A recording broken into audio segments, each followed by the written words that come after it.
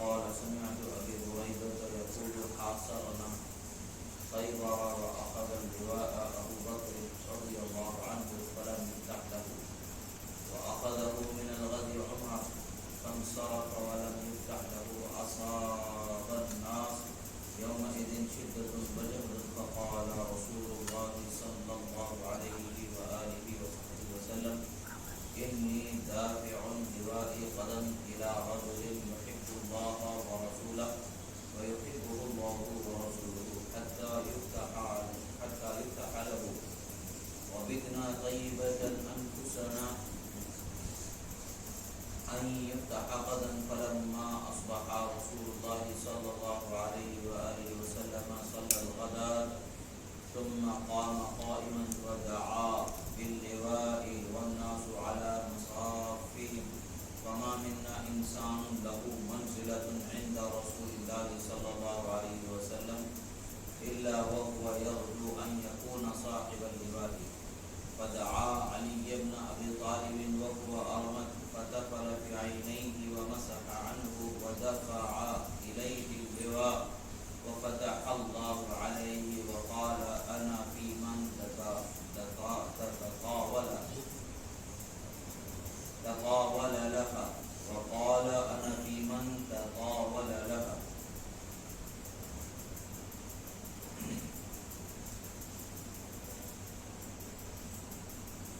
صدق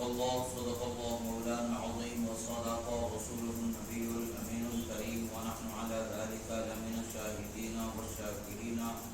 والحمد لله رب العالمين. ایک مرتبہ درود شریف پڑھیں. اللهم صل على سيدنا مولانا محمد وعلى آله الصلاة والسلام وعلى آله وصحبه أجمعين. ایک مرتبہ اور نبی اور آل نبی پر درود شریف پڑھیں. اللهم صل على سيدنا محمد وعلى آله الطيبين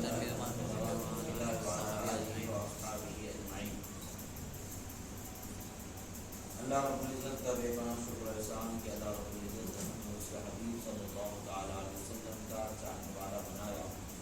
اور آپ کے آل و اصحاب کا چاہنے والا اور آل و اصحاب کی عزت کرنے والا بنایا. جس کا جیسا مقام و مرتبہ جس کا جیسا رتبہ ہے اس کو اسی لائق جاننے والا بنایا. نہ اپنی مرضی سے گھٹانے والا نہ اپنی مرضی سے بڑھانے والا بنایا بلکہ جو واضح فرامین خدا و رسول اور علماء امت سے ثابت اور ظاہر ہے اسی کو ماننے اور اسی پر چلنے اور چلانے والا بنایا. یہ اللہ کا شکر ہے. ہم کتاب خصائص علی کے احادیث مبارکہ وہ جو حضرت مولا علی شیر خدا رضی اللہ تعالیٰ عنہ کے ساتھ بطور خاص مذکور ہیں ان کے درس سے گزر رہے ہیں. مختلف روایات ہیں, مختلف کلمات ہیں, مگر ہر روایت میں ہر کلمے میں بے پناہ رحمتیں, بے پناہ برکتیں, بے پناہ عظمتیں, بے پناہ رفعتیں ہیں. بس سمجھنے کی بات ہے کہ بندہ جب سمجھتا ہے تو یقیناً اس پر خدا کی رحمت ہوتی ہے. سبحان اللہ. حضرت مولا علی شیر خدا رضی اللہ تعالیٰ عنہ کی شان میں جو فضیلت میں جو حدیث مبارکہ ہیں ان میں سے بکثرت طرق جو حدیث مبارکہ کو روایت کیا گیا اس میں سے ایک حدیث یہ بھی ہے جو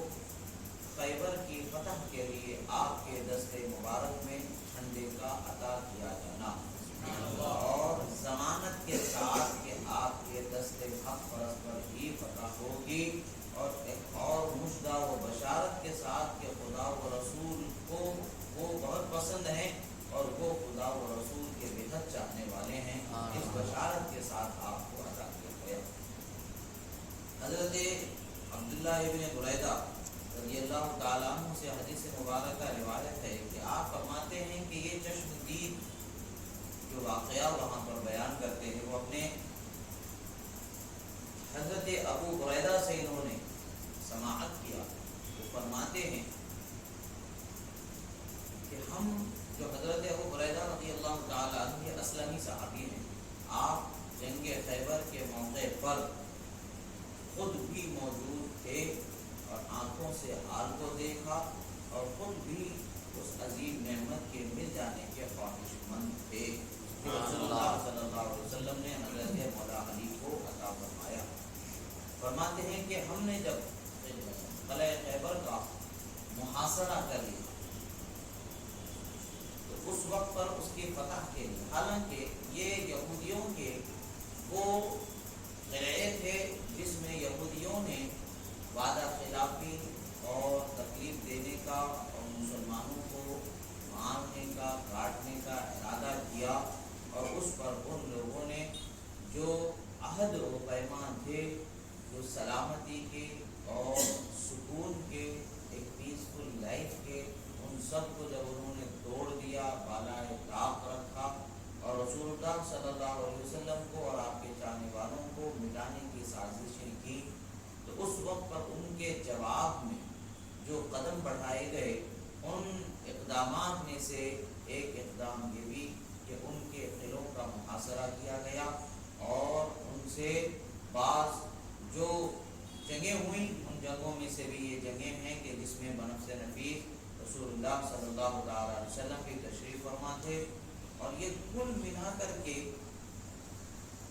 7 یا 8 قلعے تھے، بعض روایتوں میں 6 قلعوں کا ذکر آتا ہے کہ اس کو فتح کر لیا گیا تھا۔ ایک قلعہ باقی تھا جس کو فتح کرنا تھا، جو خیبر کے نام سے مشہور تھا۔ یہ بہت عظیم قلعہ تھا، بہت مضبوط قلعہ تھا۔ اس قلعے کی مضبوطی پر اس قلعے کے رہنے والوں کو بہت ناز تھا کہ ہم نے بہت مضبوط قلعہ بنایا، اور اس قلعے کا دروازہ جو بنایا گیا تھا 1-2 آدمی سے کھلتا نہیں تھا، 1-2 آدمی سے اٹھتا نہیں تھا، بلکہ اس کو 8 صحت مند طاقتور لوگ مل کر کے بھی اس دروازے کو اٹھا نہیں سکتے تھے۔ کھولنے کے لیے بھی ان کو کافی زیادہ لوگوں کی ضرورت پڑتی تھی دروازہ کھولنے کے لیے بھی۔ ایسا مضبوط انہوں نے قلعہ بنایا تھا۔ اسلامی رواج سب سے پہلے جنگ میں جو بہت بڑا جھنڈا ہوتا ہے جسے علم کہا جاتا ہے، وہ علم جو بنایا گیا، اس سے پہلے چھوٹے چھوٹے جھنڈوں کا رواج تھا عربستان میں۔ سب سے پہلے رسول اللہ صلی اللہ علیہ وسلم نے جنگ خیبر میں 3 بڑے بڑے جھنڈے بنائے جسے عربی میں علم کہا جاتا ہے، اور اس میں سے ایک وہ جھنڈا تھا جو صرف آپ نے اپنے لیے خاص کر رکھا تھا، جہاں آپ تشریف فرما ہوتے تھے اس جگہ پر وہ جھنڈا تھا، یعنی آپ کے ساتھ سرکار دو عالم صلی اللہ علیہ وسلم نے جو جھنڈے عطا فرمائے، تو وہ جو جھنڈے یہ حضرت علی کو جو جھنڈا عطا فرمایا گیا، وہ جھنڈا عطا فرمایا گیا جو آپ نے اپنے لیے خاص کر کے رکھا، اور یہ جھنڈا بنا تھا تو حضرت بی بی عائشہ صدیقہ کائنات رضی اللہ عنہا کے چادر مبارک سے، حضرت ابوبکر صدیق رضی اللہ تعالیٰ عنہ کی شہزادی ام المؤمنین رسول اللہ صلی اللہ علیہ وسلم کی زوج محترمہ صدیقہ کائنات حضرت بی بی عائشہ صدیقہ رضی اللہ تعالیٰ عنہا کی چادر مبارکہ سے بنایا ہوا تھا، اور سرکار مدینہ صلی اللہ علیہ وسلم نے وہ جھنڈا حضرت مولا علی کو عطا فرمایا، اور حضرت مولا علی شیر خدا رضی اللہ تعالیٰ عنہ نے، اب حدیث کے الفاظ کیا ہیں، حضرت ابو بریدہ فرماتے ہیں کہ جب ہم لوگ خیبر کا محاصرہ کر لیں، محاصرہ کرنا یہ ہوتا ہے کہ قلعے کو چاروں طرف سے گھیر لیا جاتا ہے، قلعے میں کوئی آ نہیں سکتا، قلعے سے کوئی جا نہیں سکتا ہے، کھانے پینے کی چیزیں وغیرہ بھی اس میں نہ پہنچ سکتی تھیں، نہ ادھر سے کوئی باہر آ سکتا تھا۔ پہلے کے زمانے میں قلعوں کا قیام اسی لیے ہوا کرتا تھا کہ لوگ دشمن سے محفوظ رہنے کے لیے اس میں جا کر کے پناہ لیا کرتے تھے، اگرچہ پوری رعایا قلعے میں رہ نہیں سکتی، مگر وقت ضرورت سب لوگ قلعے میں پہنچ جاتے تھے، اپنی جان مال کی حفاظت کے لیے اس کو استعمال کیا کرتے تھے۔ ان لوگوں کے پاس قلعے تھے۔ مدینہ النبی صلی اللہ علیہ وسلم شہر مدینے کے اطراف میں کوئی قلعے کی دیوار نہیں تھی، اس لیے سب لوگ اس پر مدینے پر حملہ کرنے کی کوشش کرتے تھے، مگر الحمدللہ اللہ کے رسول صلی اللہ علیہ وسلم نے اس نے تدبیر اور آپ کے جانثار وفادار صحابہ کرام کی بیش بہا قربانیاں تھیں، ایثار و قربانیوں کا نتیجہ کہ کبھی بھی کسی بھی دشمن کو کامیابی الحمدللہ مدینہ شہر پر ہو ہی نہیں سکتی، اور ہو بھی نہیں سکتی قیامت۔ اللہ تعالیٰ نے اس شہر کو اس کے حبیب کے لیے منتخب کیا۔ بہرحال مقصد یہ کہ کہنے کا کہ مسلمانوں کے پاس ہمیشہ جنگی سامان، جنگی معاملات کے ہنگامی صورتحال میں بچنے کے ایسے کوئی ساز و سامان انتظام نہیں ہوا کرتا تھا. وہ ہمیشہ اللہ اور اس کے رسول پر بھروسہ کر کے زندگی گزارنے والا. موت آتی ہے تو آ جائے، زندگی ہے تو ہے، موت ہے تو زندگی نہیں، زندگی ہے تو موت نہیں. مگر ہاں جو حسن تدبیر ہوا کرتی تھی، اس حسن تدبیر کو وہ لوگ ضرور اپنایا کرتے تھے. اور اس حسن تدبیر کو کبھی کبھی جیسے مدینہ شریف کے اطراف میں جنگ خندق کا جب موقع ہوا تھا، خندق کو بہت بڑے گڈھے کو کھود دیا گیا تھا، اسی طریقے کی تدابیر اختیار کر لی جاتی تھی. مگر تدبیر پر بھروسہ کر کے رہنے والے وہ لوگ نہیں ہوا کرتے تھے، خدا و رسول کی ذات پر بھروسہ کرام کی زندگیاں تھیں. تو یہی حضرت ابو ہریرہ فرماتے ہیں خیبر کے معاملے میں کہ خیبر کا قلعہ تو بہت مضبوط قلعہ تھا، بہت مضبوط قلعہ تھا. پورے یہودیوں کی سمجھیے کہ وہ جان تھی، اور یہودی اس پر بڑے نازاں ہوا کرتے تھے کہ ہمارا قلعہ بہت مضبوط ہے، اسے کوئی فتح ہی نہیں کر سکتا. ان کا ایک غرور تھا اپنی اس مضبوطی پر. مگر کیا ہوتا ہے کہ اللہ تبارک و تعالیٰ فرمایا، اللہ کے رسول صلی اللہ تعالی وسلم کی حدیث مبارکہ، اللہ نے غرور سے چلنے والے کو نہیں پسند فرمایا. ولا تمشي في الارض مرحا، فرمایا اللہ تعالیٰ فرماتا زمین پر آپ مغرورانہ انداز میں مت چلا. اللہ کے رسول صلی اللہ علیہ وسلم فرماتے من تکبر وضعه اللہ، جو تکبر کرتا ہے، غرور کرتا ہے، اللہ تعالیٰ اسے پست و مغرور کر دیتا. اللہ تبارک و تعالیٰ کو عاجزی کی ساری پسند ہے. ان لوگوں نے کیونکہ اس کے اللہ کے نبی کی بغاوت کی تھی، اللہ کے نبی کے ساتھ ان کا رویہ و سلوک غلط ہوا تھا، ارادے غلط تھے. اللہ کے نبی صلی اللہ تعالیٰ علیہ وسلم پر انہوں نے برے ارادے کر لیے تھے، پوری طریقے سے ساز باز کر لیا گیا تھا، اور ہر طریقے سے ان لوگوں نے جو ہے دھوکہ دینے اور نقصان پہنچانے کی کوئی کسر باقی نہیں رکھی. اس وقت پر یہ سارے معاملات پیش آئے. حضرت ابوبکر صدیق رضی اللہ تعالیٰ عنہ کچھ لوگوں کو لے کر کے پہلی مرتبہ جب خیبر پر حملہ ہوا، حضرت ابوبکر صدیق رضی اللہ تعالیٰ عنہ کے دست مبارک میں جھنڈا مبارک تھا، اور آپ تشریف لے جاتے ہیں. کچھ لوگ آپ کے ساتھ رہتے ہیں، آپ اپنی مکمل کوشش کرتے ہیں. اللہ کو چونکہ منظور اس کی فتح کسی اور کے دست مبارک پر،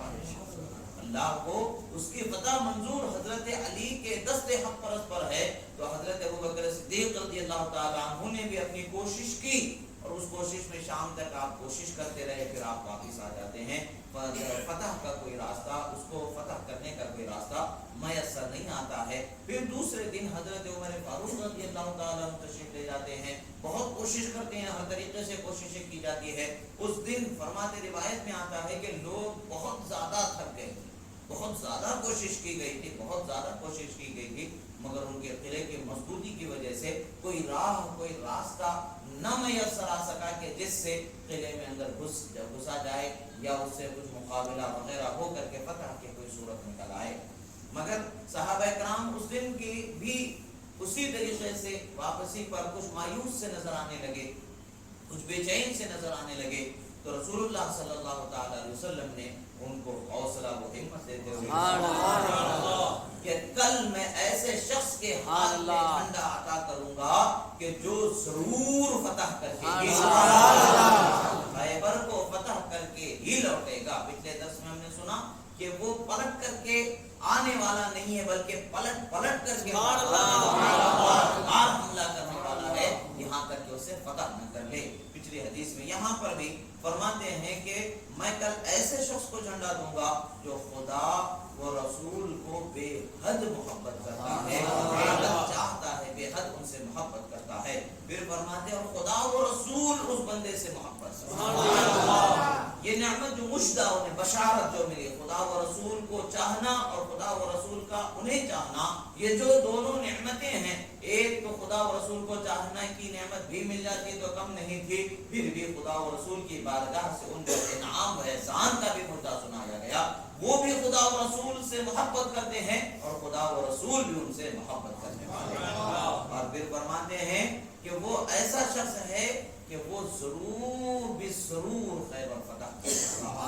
اب یہاں پر صحابہ اکرام فرماتے ہیں کہ اس رات ہم چین و سکون سے سو گئے. کیوں کہ ہم کو اب پتہ چل گیا تھا کہ کل خیبر ضرور فتح ہونے والا ہے، ہم کو معلوم ہو گیا تھا کہ اب کل خیبر فتح ہونے والا ہے، اس لیے کہ اللہ کے رسول نے اعلان فرما دیا کہ کل ضرور فتح ہوگا، ہوگا تو ہوگا۔ سبحان اللہ۔ اب یہاں پر ایک چھوٹے سے 2 لمحے کے لیے میں ایک جو عقیدہ اہل سنت کا ہے اس کی طرف میں آپ کو پھیرنا چاہتا ہوں۔ جو آج کل کے بد عقیدہ جماعتیں اور تنظیمیں ہیں، ان لوگوں کے جو سرخیل گزرے ہیں، جو پیشوا گزرے ہیں، وہابیہ وغیرہ، ان لوگوں کا ایک عقیدہ ہے کہ نبی صلی اللہ تعالی علیہ وسلم کو کل کیا ہونے والا ہے اس کی خبر نہیں ہوتی ہے، معاذ اللہ۔ ہم کہتے ہیں کہ اللہ نے نبی کو وہ سارے علوم عطا فرمائے اور صحابہ کرام کا یہ عقیدہ ہے کہ وہ جانتے مانتے تھے کہ نبی صلی اللہ علیہ وسلم کل کیا ہونے والا ہے اس کی خبر دینے والے ہیں۔ سبحان اللہ۔ کل کی خبر رسول اللہ دے رہے ہیں اور صحابہ کیا کر رہے ہیں؟ اطمینان سے سو رہے ہیں، مان رہے ہیں۔ کیا الفاظ ہیں؟ ہم اطمینان سے خوشی سے سو گئے، اس بات پر اطمینان ہوا کہ کل فتح ضرور ہوگی،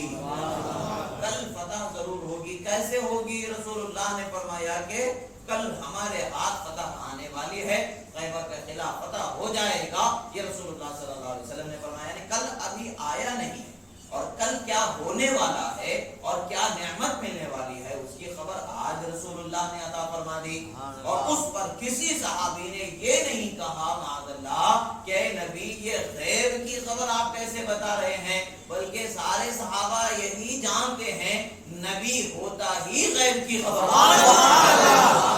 یہ ہمارا عقیدہ اہل سنت کا آج کا نیا عقیدہ نہیں ہے، بلکہ یہ عقیدہ 1400 سال کا صحابہ کرام کا، اہل بیت اطہار کا، انبیاء کرام کی شان میں جو عقیدہ ہے، جو ان کی شان و منزلت ہے، جو ان کا مقام ہے، جو ان کا علم ہے، وہی ماننے کا عقیدہ ہمارے پاس نسل بعد نسل،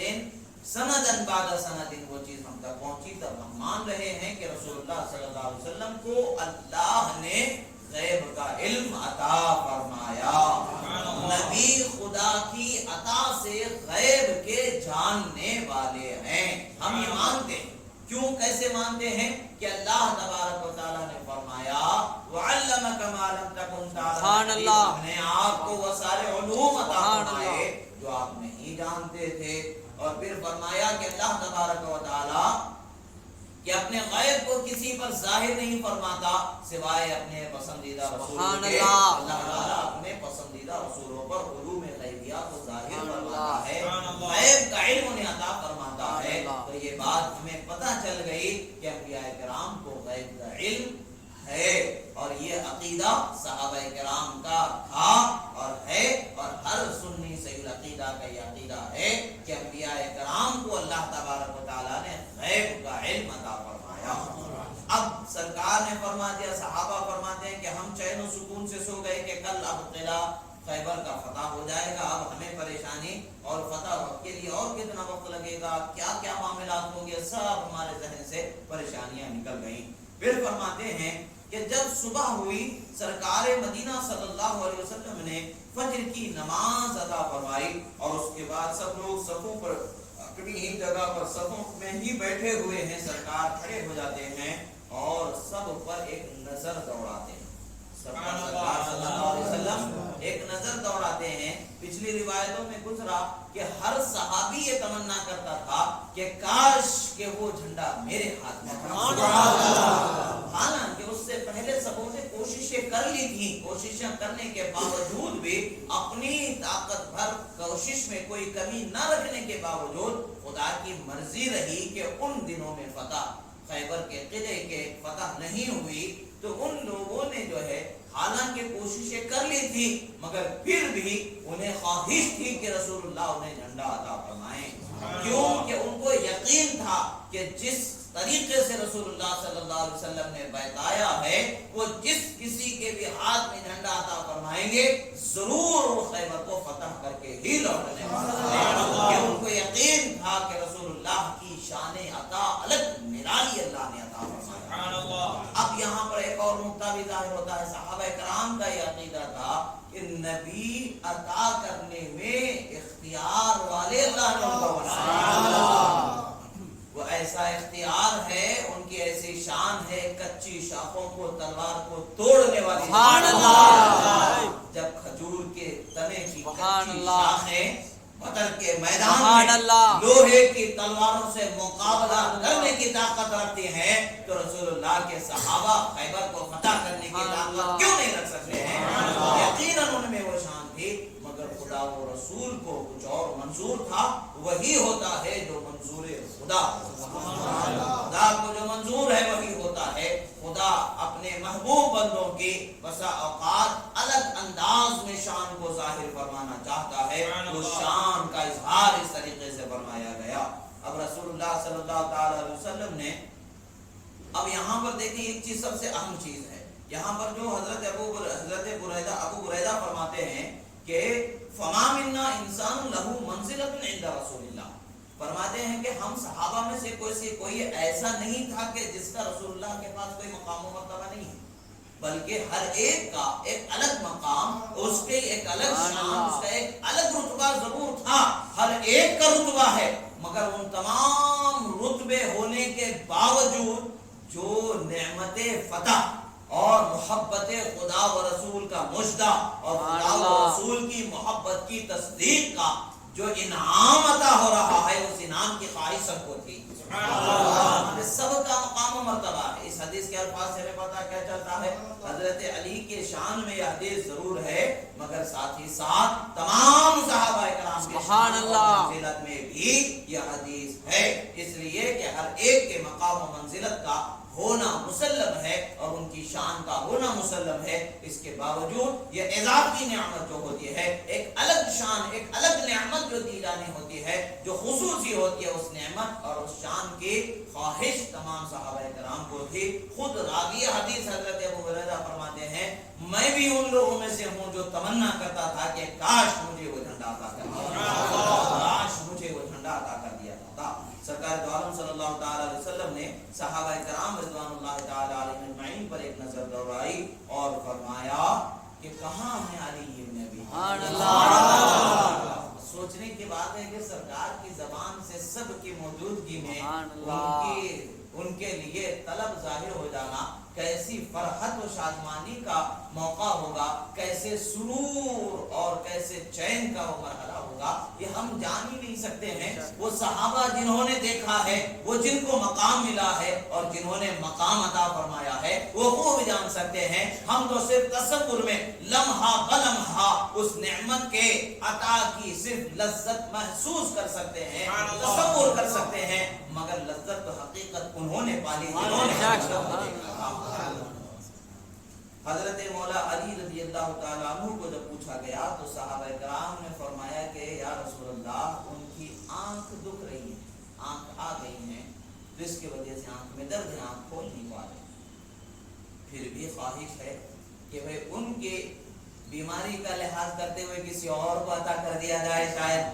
شاید کسی اور کو موقع مل جائے. مگر سرکار صلی اللہ تعالی علیہ وسلم گویا کہ بتا رہے ہیں کہ ایک چیز خدا و رسول کی بارگاہ سے منتخب ہو جاتی ہے.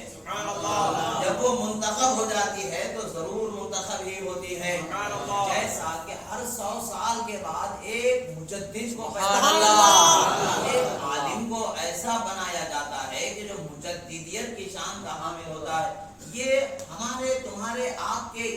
ان کے مان لینے سے، بول لینے سے، شہرہ کر لینے سے نہیں ہوتا ہے، بلکہ اللہ اور اس کے رسول کے انتخاب سے منتخب ہوتا ہے. اللہ کا انتخاب ہوتا ہے، اللہ کے رسول کی خاص حمایت ہوتی ہے، تب جا کر کے وہ دینی خدمات کو پورا کر سکتے ہیں. اسی طریقے سے یہاں ذات مولا علی شیر خدا رضی اللہ تعالی عنہ اس مرحلے میں خدا و رسول کی منتخب ذات ہو گئی. انہوں نے اس منصب کے لیے، اس شان کے لیے، اس کام کے لیے آپ کی ذات مبارکہ کا انتخاب فرما لیا تھا. بس وہی ہونا ہے جو منظور خدا ہے، وہی ہوگا جو منظور خدا ہے. اب حضرت مولا علی رضی اللہ تعالیٰ عنہ کو بلایا گیا اور آپ کی آنکھ مبارک میں رسول اللہ صلی اللہ علیہ وسلم نے اپنے لعاب مبارک کو ڈالا تو آپ کی آنکھ کا وہ مرض بھی چلا گیا اور آپ کی آنکھ کا درد بھی ختم ہو گیا۔ اب رسول اللہ صلی اللہ علیہ وسلم نے دھوپ بھی لگایا اور ان کی آنکھ پر اپنے ہاتھوں سے ملا بھی۔ سرکار مدینہ صلی اللہ علیہ وسلم نے جب ایسا کام کیا تو سوچنے کی بات ہے، ایک سوال پیدا ہوتا ہے، آج کوئی عاشق اللہ کے ولی کا جس پر خدا کی رحمتوں کا نزول ہوتا ہے، ان کے درد کی کچھ خاک اٹھا کر کے آنکھ پہ لگا لیتا ہے تو شرک بدعت نہ جانے کیسے کیسے باتیں نکل جاتی۔ اور کہا جاتا ہے کہ بھئی کیا ان کے پاس شفا کی طاقت ہے؟ ہم تو کہتے ہیں کہ شفا کی طاقت تو دوا میں بھی نہیں ہے، بے شک بے شک، شفا دینے والی ذات تو اللہ کی ہے۔ دوا کیوں کھاتے ہو؟ دوا کھانا بھی چھوڑ دو، پھر ڈاکٹر کے پاس کیوں جاتے ہو؟ جانا بھی چھوڑ دو۔ جب بات آتی ہے تو بولتے نہیں اسباب کا اپنانا ہے۔ تعجب کی بات ہے، دوا کیسے بنتی ہے، کیا اس میں طاقت ہے، کچھ پتہ نہیں ہے، مگر یقین ہے کہ دوا کھانے سے شفا مل جائے گی۔ کیا دوا سے شفا ہے یا خدا کی رحمت سے شفا ہے؟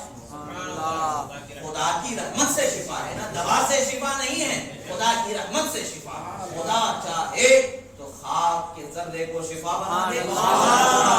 خدا چاہے تو ہزاروں دوائیں مل کر کے بھی شفا نہ دے، خدا چاہے تو چٹکی خاک شفا یاب ہو جائے، اکسیر بن جائے، اس کے لیے شفا بن جائے، یہ خدا کی مرضی پر۔ یہ جانتے ہوئے بھی دوا کھانے ہی پر اپنے آپ کو راحت پانے کا یقین کرنا، یہ شرک نہیں ہے کیا؟ جب یہ شرک نہیں ہے تو اللہ کے ولی کے آستانے پر خدا کی رحمت کے مل جانے کا تصور شرک کیسے ہو سکتا ہے؟ اللہ کی رحمت کے آستانے پر خدا کی رحمت کا مل جانا، اللہ کے ولیوں کے آستانے پر خدا کی رحمت کا مل جانا، اللہ کے رسول کی بارگاہ میں خدا کی رحمت کا مل جانا، محبوبان خدا کی بارگاہ سے ہماری پریشانیوں کا حل ہو جانا، یہ بھی اسی طرح سے ہے جیسے دوا سے تصور ان کا ہوتا ہے۔ دوا ان کا تصور ہے کہ شفا اس سے ہوتی ہے۔ ہم عاشق لوگ ہیں تو ہمارے ذہن و فکر میں تو تصور یہی ہے کہ دوا میں بھی اثر اس وقت پر ہوگا جب نظر ولی کی اس وقت، اس لیے کہ ولی کی نظر کو اللہ تبارک و تعالیٰ نے شان والا۔ نعرے تکبیر، نعرے رسالت، نعرے حیدری، نعرے حیدری، نعرے غوث، نعرے غوث، نعرے غوث۔ یہاں پر اب یہ صحابہ اکرام نے یہ نہیں پوچھا کہ بجائے دوا لگانے کے آپ اپنے جسم مبارک سے تعلق رکھنے والی چیز کو برکت والا شفا والا کیسے بنا دے رہے یا رسول اللہ۔ صحابہ نے اس کو سرکار کو کرتے ہوئے دیکھا، کروایا، پتہ کیا چلتا ہے ذات رسول صلی اللہ علیہ وسلم کو اللہ نے مکمل معجزہ ہی بنایا اور مکمل ہدایت، رحمت اور شفا کا سرچشمہ بنایا۔ آپ کی ذات سے تعلق رکھنے والی ہر چیز لوگوں کے لیے رحمت ہی رحمت کا سبب، وہ رحمت کا سبب لعاب مبارک جب ان کی آنکھ مبارک میں چلا گیا تو شان یہ ہوئی کہ جو دواؤں نے جو کام نہیں کیا لعاب مصطفیٰ نے پتہ یہی چلتا ہے کہ دوا بھی ایک مقام پر کروٹیں بدلتے ہوئے سسکتی تڑپتی رہ جاتی ہے، مگر اللہ والوں کی نظر ان کی اس جگہ پر بھی مدد کرتی نظر آتی ہے کہ خدا نے اس کو وہ شان عطا فرمائی ہے، خدا نے شان والا بنایا ہے، تبھی وہ شان وہاں پر ہے۔ نبی صلی اللہ علیہ وسلم نے حضرت مولا علی کے آنکھ مبارک میں اپنا لعاب مبارک ڈالا، آپ کی آنکھ بہتر ہو گئی اور آپ نے اپنے ہاتھ سے ان کے آنکھ پر بھی ملا۔ اس کے بعد میں سرکار مدینہ صلی اللہ علیہ وسلم نے وہ جھنڈا مبارک جو آپ نے خاص اپنے پاس رکھا تھا اسے حضرت مولا علی کو عطا فرما دیا۔ اور وہ جھنڈا کس کا تھا، کس چادر سے بنا تھا؟ حضرت بی بی عائشہ صدیقہ رضی اللہ تعالیٰ عنہ کی چادر سے بنایا۔ سبحان اللہ۔ پتہ کیا چلتا ہے کہ حضرت مولا علی رضی اللہ تعالیٰ عنہ اہل بیت سے عظیم ہستی ہونے کے ساتھ ساتھ صحابی رسول بھی ہیں، اور صحابہ اور اہل بیت میں آپس میں دشمنی نہیں ہوتی، صحابہ اور اہل بیت میں آپس میں دشمنی نہیں ہوتی ہے، اور وہ ایک دوسرے کے ساتھ اچھا سلوک، اچھا انداز، اچھی محبت کے ساتھ ہی رہتے ہیں۔ کچھ وہ معاملات جو مشاجرات ہیں اس کو ہم اپنی سمجھ سے سمجھنا چاہیں گے تو ہمیشہ اس میں خطا کریں گے، ہمیں اپنی سمجھ کو وہاں دوڑانے کی ضرورت نہیں ہے، وہ شان والے ہیں، وہ جانے، ان کا مقام جانے، ہمیں اس میں دخل دینے کی ضرورت نہیں ہے۔ ہمارے لیے تو اتنا ہی ہے کہ ہر صحابی اور ہر اہل بیت کا فرد عزت و احترام والے ہیں، ان سب کا ویسا ہی احترام کرنا ہے جیسا شرع کا تقاضا ہے۔ اب حضرت ابو بریدہ فرماتے ہیں کہ ایک میں بھی ان لوگوں میں سے تھا جو اس جھنڈے کے مل جانے کی تمنا کر رہے تھے۔ اب دوسری روایت ہے، یہ بھی حضرت عبداللہ ابن بریدہ اپنے والد حضرت ابو بریدہ سے ہی روایت فرماتے ہیں، حضرت ابو بریدہ سے روایت فرماتے ہیں، حضرت ابو بریدہ اسلمی رضی اللہ تعالیٰ عنہ سے، وہ فرماتے ہیں کہ رسول اللہ صلی اللہ علیہ وسلم، ایک دوسرا طرق ہے، ایک دوسری روایت ہے، یہاں پر جو اس حدیث میں، جو پچھلے حدیث میں کچھ الفاظ الگ ملیں گے، اس حدیث میں کچھ الفاظ الگ ملیں گے، الفاظ کے الگ الگ ملنے کے ساتھ ساتھ طرق کے بھی الگ الگ ہونے کے ساتھ ساتھ ہمیں اس بات کا پتہ چلتا ہے کہ یہ جو واقعہ ہوا ہے یہ واقعہ یقیناً ہوا ہے، سبحان اللہ، خیالی باتیں نہیں ہیں، من گھڑت باتیں نہیں ہیں، ایسے ہی اٹھائی ہوئی باتیں نہیں ہیں، بلکہ اس کا تعلق حقیقت سے ہے۔ بہت سارے لوگوں نے دیکھا، بہت سارے لوگوں نے اس روایت کو بیان فرمایا، تو اس سے پتہ چلتا ہے کہ واقعہ یقیناً وہاں پر ہوا۔ اب اس کے ساتھ دوسری یہ ہے روایت، اب فرماتے ہیں کہ جب خیبر کے قریب ہم پہنچ گئے، جب اس کا محاصرہ کر لیا گیا، جب اس کا ہم نے حصار کر لیا، اب اس کو آنے جانے کے راستے بند کر دیے گئے، تو اس وقت پر سب سے پہلے حضرت ابوبکر صدیق رضی اللہ تعالیٰ عنہ کچھ لوگوں کے ساتھ گئے، کوشش کی، مگر وہ اپنی کوشش مکمل کرنے کے باوجود اللہ کو چونکہ منظور نہیں تھا، اس لیے آپ بغیر فتح کے واپس آئے۔ پھر دوسرے دن حضرت عمر فاروق رضی اللہ تعالیٰ عنہ نے کوشش کی، دراصل قلعے میں جانے کا کوئی راستہ ہی نہیں تھا،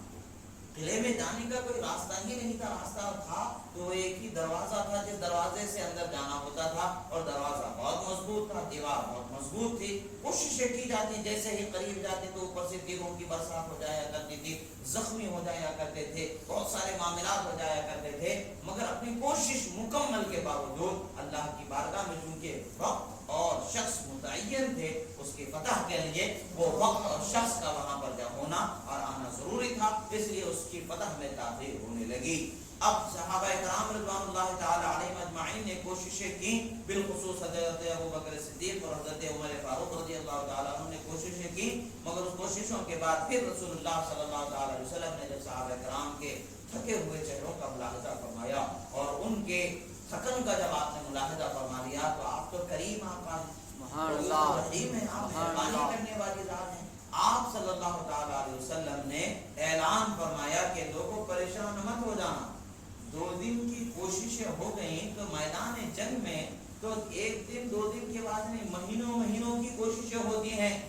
سال ہر سال تک کی کوششیں ہوتی ہیں، تب جا کر کے کچھ معاملہ کا حل نکلتا ہے، ابھی 2 دن ہی ہوئے، پریشان ہونے کی بات نہیں ہے، مگر کل ایسا شخص جائے گا، اس کو ٹھنڈا دیا جائے گا جو ضرور خیبر کو فتح سرکار نے ان کو تبیین کرائی، ہمت دیا، حوصلہ دیا اور فرمایا کہ میں کل ایسے شخص کے ہاتھ میں جھنڈا عطا کروں گا جو ضرور اور ضرور اس کو فتح کر لے گا۔ جب وہ فتح کرنے والا ہے، فتح کر لے گا، تو حضرت مولا علی شیر خدا کے ہاتھ میں جب وہ جھنڈا عطا کیا گیا، تو آپ خیبر کے سامنے قلعے کے دروازے پر جب آپ پہنچتے ہیں تو ایک اور حدیث میں ہے کہ سرکار مدینہ صلی اللہ تعالی علیہ وسلم نے فرمایا جیسے ہی اب حضرت مولا علی کے ہاتھ میں جھنڈا آیا، حضرت مولا علی کی شان کیا ہوگی ذرا اندازہ لگائیں، بشارتوں پر بشارتیں مل رہی ہیں، سرکار حضرت رسول اعظم صلی اللہ تعالی علیہ وسلم کی زبان سے پہلے ہی بتا دیا گیا کہ ان سے خدا و رسول بے حد محبت کرتے ہیں، پھر یہ بتایا کہ وہ بھی خدا و رسول سے محبت کرنے والے ہیں بے حد، اور پھر فرمایا کہ انہی کے ہاتھ کل خیبر کی فتح ہوگی اور انہی کو جھنڈا عطا کیا جائے گا. اور سب صحابہ اس کے گواہ ہیں. بڑے مجمع میں جب رسول اللہ نے انہیں اس بشارتوں کے ساتھ ان نعمتوں کے ساتھ جب جھنڈا ان کے ہاتھ میں عطا فرمایا ہوگا تو سرکار حضرت مولا علی کی خوشی کا کیا حال ہوگا. جیسے کہ کہاوت ہے نا کہ انسان خوشی میں ماتا سماتا نہیں ہے, پھولے سماتا نہیں ہے, یعنی انسان خوشی سے موٹا ہو جانا جو کہاوت ہوتی ہے, یعنی بھول جانا جو کہاوت ہوتی ہے, یعنی آدمی اپنی خوشی کو سنبھالے نہ سنبھل پائے اتنا خوش ہو جانا. یہی حال ہے کہ جب رسول اللہ کے ہاتھ سے انہیں جھنڈا مل گیا تو حضرت مولا علی رضی اللہ تعالیٰ عنہ نے مچل کر کے اعلان فرما دیا, یعنی گویا عرض کیا یا رسول اللہ اقاتلہم حتی یقولوا مثلنا, فرمایا یا رسول اللہ میں اس وقت تک جنگ نہیں روکوں گا جب تک کہ وہ ہمارے جیسے نہ ہو جائیں. سبحان اللہ. یا رسول اللہ یا رسول اللہ یا علی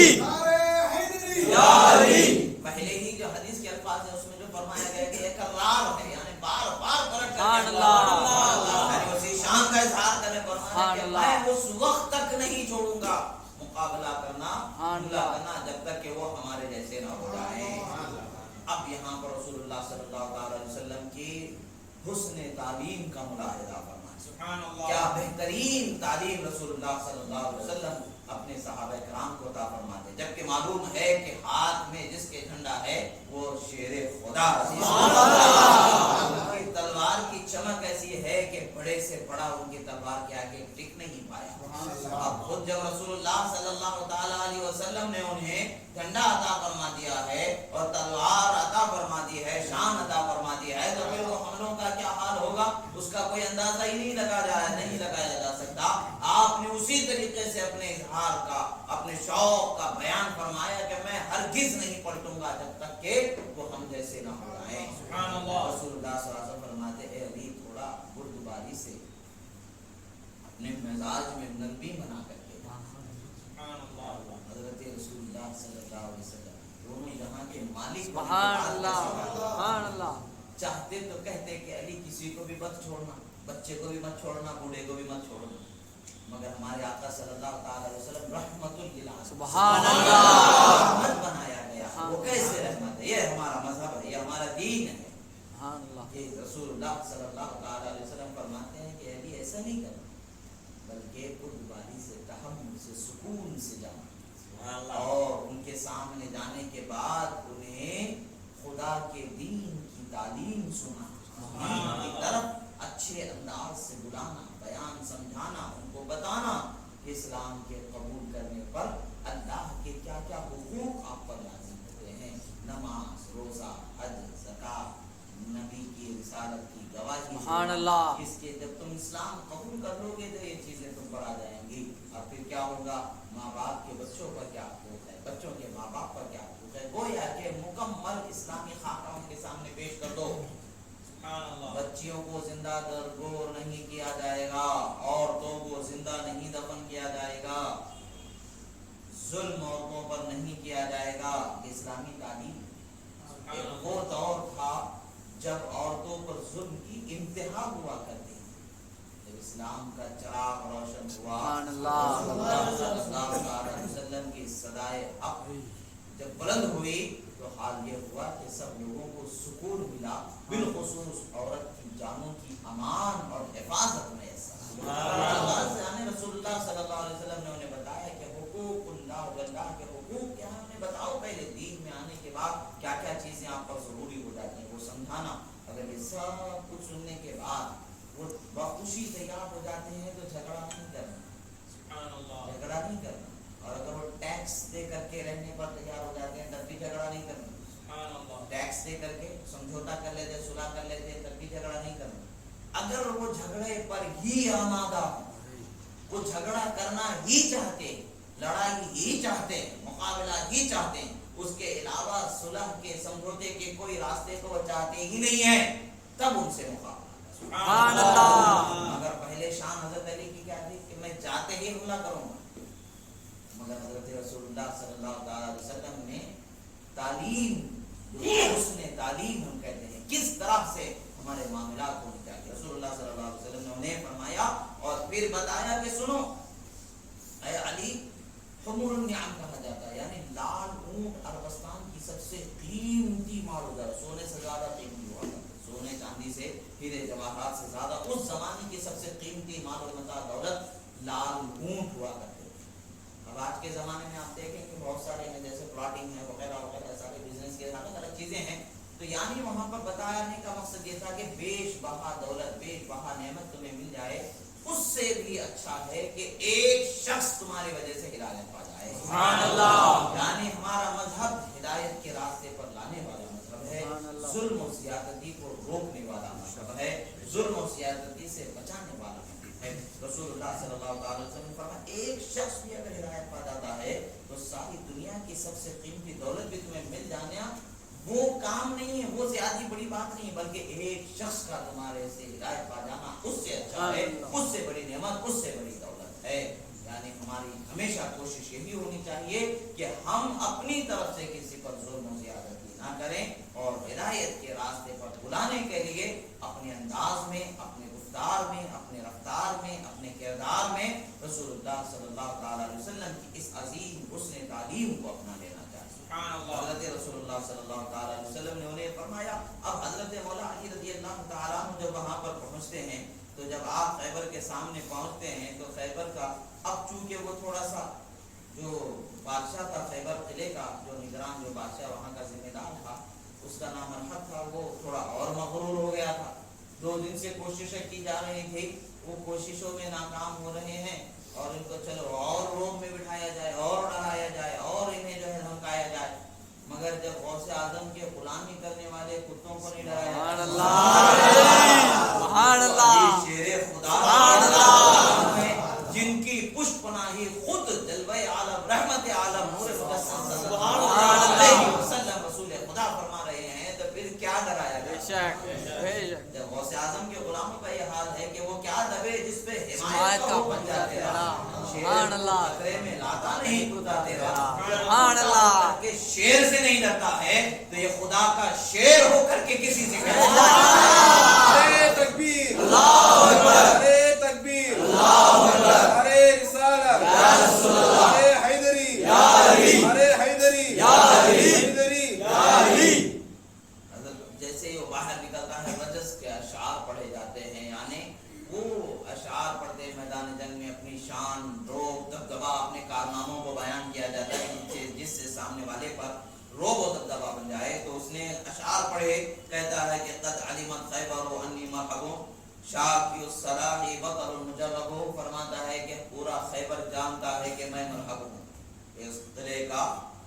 بادشاہ، حاکم، فرما روا، اور میں ایسا ہوں جو ہمیشہ ہتھیار سے لیس رہتا ہوں اور تجربے کار جنگ کرنے والا ہوں۔ کہتا ہے کہ جب مجھ پر شیر حملہ کرتے ہیں تو کبھی تلوار سے تو کبھی بھالے سے ان پر حملہ کرتا ہوں، یعنی انسانوں کی کیا بات کر رہے ہو، شیروں سے مقابلہ کرنے والا۔ اس کو پتا نہیں تھا کہ سامنا شیر خدا سے ہو رہا ہے، اس کو پتا نہیں تھا کہ رسول اللہ صلی اللہ تعالی علیہ وسلم کی پشت پناہی کا انوکھا منظر، نرالا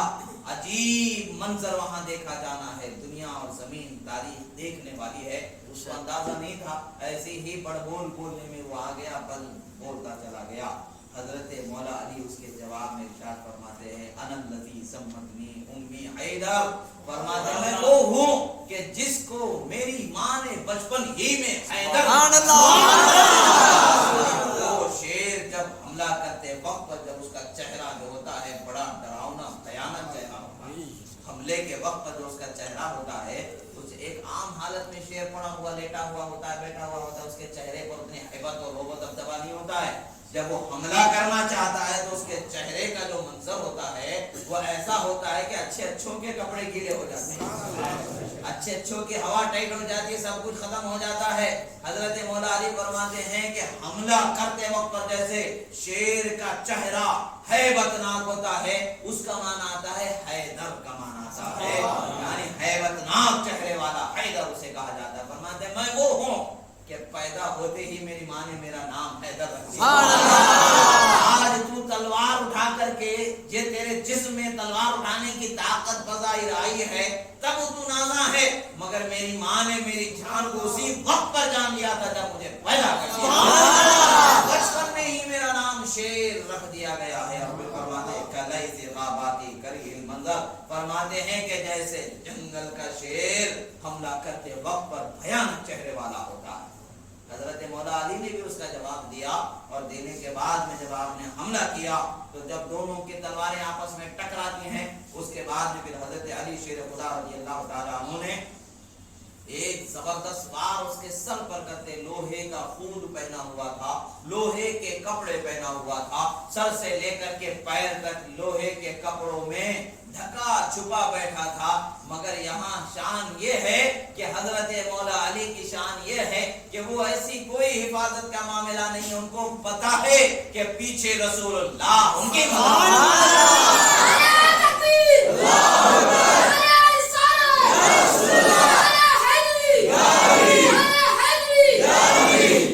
جب رسول اللہ صلی اللہ تعالی علیہ وسلم ان کی پشت پناہی کر رہے ہیں تو کیا حال ہوگا؟ اور بشارت مل چکی ہے کہ یہ خدا و رسول کے چاہنے والے ہیں، خدا و رسول ان کے چاہنے والے ہیں، فتح و ظفر ان کے ہی دست مبارک میں ہونے والی ہے، تو پھر کیا خوف وہاں پر ہو سکتا ہے؟ وہ تو اس قدر شان سے آگے بڑھتے ہیں اور ایک وار کرتے ہیں کہ لوہے کے ٹوپی جو خود پہنا ہوتا ہے اس کو چیرتا ہوا اس کے سر کے دو ٹکڑے ہو کر کے ادھر آدھا آدھا ادھر آدھا ادھر گر جاتا ہے۔ یہ حضرت علی کے ایک ضرب کا ایک وار کا یہ اندازہ تھا، یہ مقام تھا کہ وہ دو ٹکڑے ہو کر کے زمین پر گر گیا۔ روایت میں آتا ہے کہ حضرت مولا علی آگے بڑھ کر کے خیبر کے دروازے کو بائیں ہاتھ سے پکڑ کر کے اکھاڑ اطراف میں خندق کھودی ہوئی تھی، بڑا گڈھا کھودا ہوا تھا، اس کو پار کرنا ہے تو اس دروازے کو اس کے اوپر ڈال کر کے پار کیا جا سکتا تھا۔ بعض تاریخی روایتوں میں یہ بھی بیان ملتا ہے کہ آپ کی اس جنگ میں 2 یا 3 ڈھالیں جو ہوتی ہیں نا تلوار کے وار کو روکنے کے لیے، جو لوہے کا جسے سپر ڈھال کہا جاتا ہے، وہ ٹوٹ گئے تھے کہ جب آپ پر اللہ تبارک و تعالیٰ کے خاص کرم کی یہ حالت رہی اور رسول اللہ صلی اللہ تعالی علیہ وسلم کے خاص فیضان کا یہ حال رہا کہ آپ نے خیبر کے دروازے کو اٹھا کر کے ڈھال